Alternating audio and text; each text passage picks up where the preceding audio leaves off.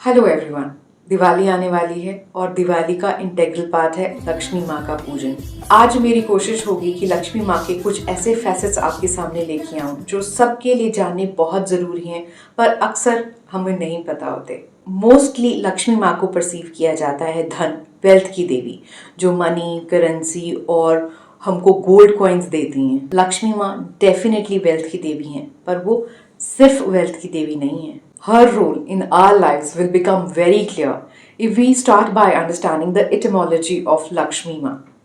Lakshmi comes from a Sanskrit word laksha, which means goal, to perceive, and hence she is the one who leads us to our goals. और हमारे goals सिर्फ wealth तक तो limited नहीं है ना।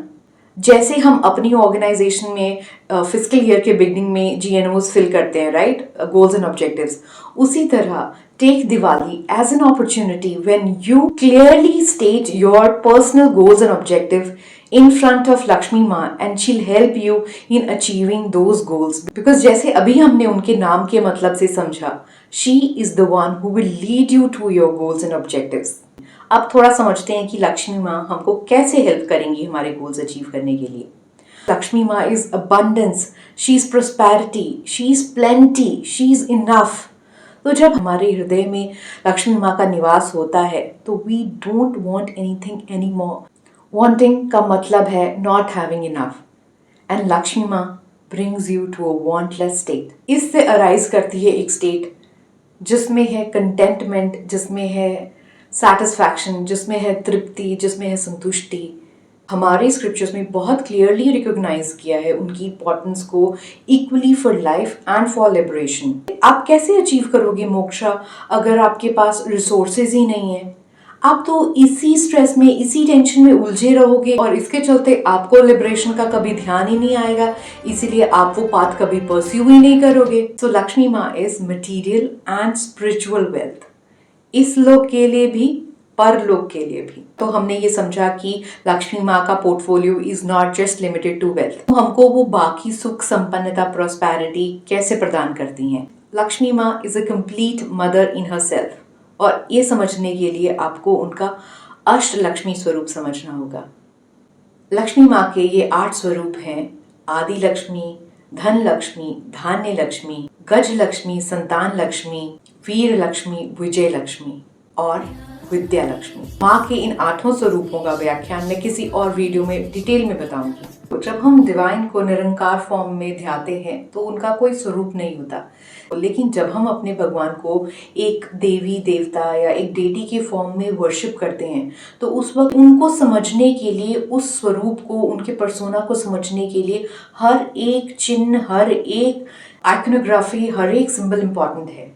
एक भी चीज जो उनके रूप और स्वरूप का पार्ट होती है इसको आप निग्लेक्ट नहीं कर सकते। तो बात करते हैं कुछ ऐसे ही सिंबल्स की। In most conventional representation of Lakshmi माँ, शी इज हैविंग 4 आर्म्स, 4 भुजाएं होती हैं उनकी, और ये जो 4 भुजाएं हैं ये रिप्रेजेंट करती हैं धर्म, अर्थ, काम और मोक्ष को, जिनकी बात हमने बहुत सारी वीडियोस में पहले भी की है। 4 ऑब्जेक्टिव्स हैं ह्यूमन लाइफ के जो हिंदुइज्म में रिकॉग्नाइज्ड हैं। आप उन सभी चीजों को अचीव कर लेते हो। और अनदर इम्पॉर्टेंट सिंबल जो उनके साथ एसोसिएटेड है वो है lotus. Either she is standing on a lotus और she is sitting on a lotus, या उन्होंने एक हाथ में या दोनों हाथों में लोटस कमल पकड़ा होता है। हमारे 18 पुराणों में से एक पुराण का नाम है Padma Purana, which is another name of lotus। तो इतना important है लोटस हमारे स्क्रिप्चर्स में। It also represents knowledge, self-awareness and liberation।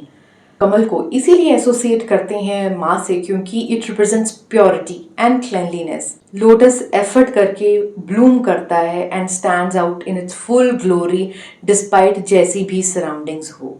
इसका मतलब है हमको भी जिस प्रकार की भी कंडीशंस लाइफ में मिलती हैं, हमको हमेशा अपने आप को क्लीन एंड प्योर रखना है। इसी प्योरिटी और क्लीनलीनेस की वजह से हम दिवाली के साथ दिवाली की सफाई को एसोसिएट करते हैं। हम अपने घर की सफाई कर रहे हैं, that is good at a surface level.